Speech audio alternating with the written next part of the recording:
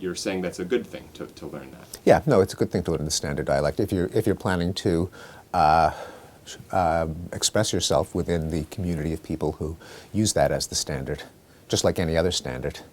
But the standards can change over time, and they do. I mean, they will inevitably. That always happens. There's no such thing as a language that ever remains static.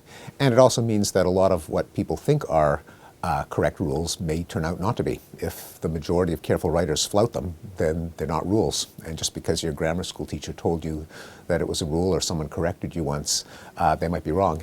And one of the reasons that we have a usage panel at the American Heritage Dictionary is to find out what careful writers really do and don't respect. And often it's not what your grammar school teacher told you.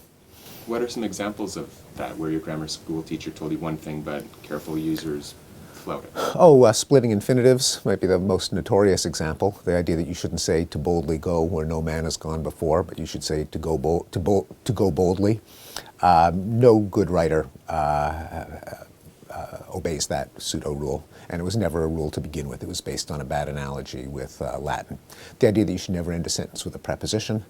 The idea that you shouldn't use while or since in logical meanings, only use them with temporal meanings. That is, you can't say that while this is true, that is not, meaning although, or you can't use since to mean because.